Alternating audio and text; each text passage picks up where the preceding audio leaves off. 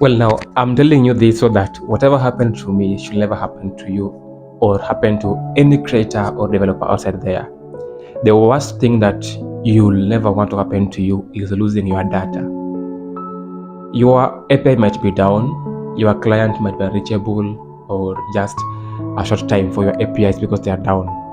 When the APIs are back up, you will always still have access to your data. The worst thing that can ever happen to you is losing your data and APIs up and running.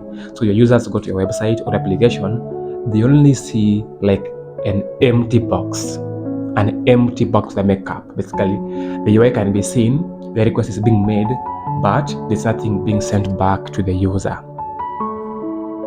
This should never happen to anyone since it has happened to me. If you've never had this happen to anyone, let me be the first person and the last person it's happening to, losing your data. And the worst thing, you can't recover. So I hosted my database on Atlas. If you don't know Atlas, Atlas is basically a managed service for database, MongoDB. They take care of everything that you can do as an administrator of a database. Hardware, installation, management, security, patches, fixes, backups, all that for you. But they only do that if you're on a paid version. And this is where the free tier has a risk, because they don't make it clear to you. Now, when you provision a database on MongoDB Atlas, you get a replica set. A replica set is composed of a minimum of 3 nodes, and these 3 nodes, 2 secondaries and 1 primary.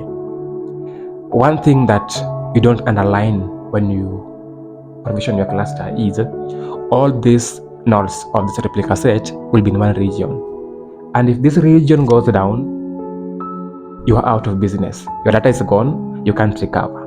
Not unless you're on a paid tier, then you can be sure that your nodes are distributed across different regions. So if, for example, one region goes down, then the other region can still serve your application. And then while serving your application, you can set up another region to be as a replacement of the region that was affected. Now, my MongoDB was in Bahrain, in Middle East, and you all know what happened to Middle East AWS data centers. That's how I lost my data. If you don't know what happened in Bahrain, Middle East, go check it out and you will find out where I lost my data. And this has made me to do a project. In this project, I have a 10-part project where I'm building or showing you how to build a financial grade MongoDB replica set that can survive any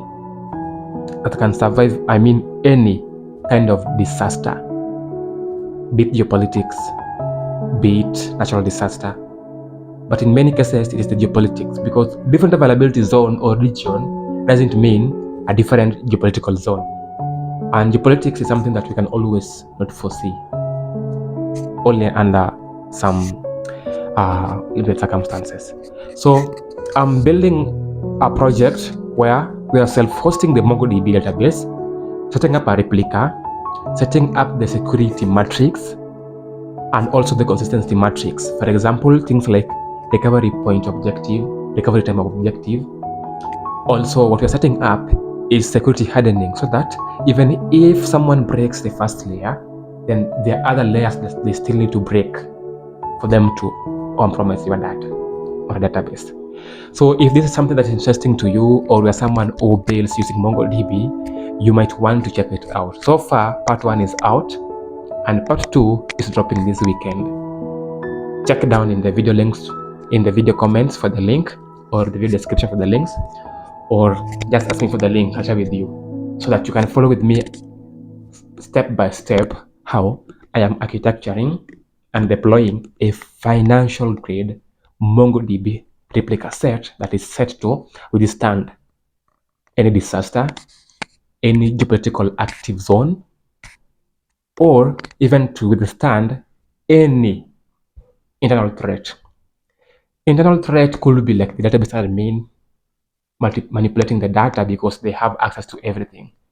Could be just internal politics where I can pressure you, I am your manager, I can pressure you to maybe change the records on the database. Now I'm going to show you step by step how this can be taken care of. So stay with me. Check the video description for the part 1 of this series is in terms of articles, and also I'll be dropping the videos here also. By the end of this series, you'll be able to build a resilient, high availability, and disaster resistant MongoDB deployment. Thank you for watching till the end. Osego Code signing out.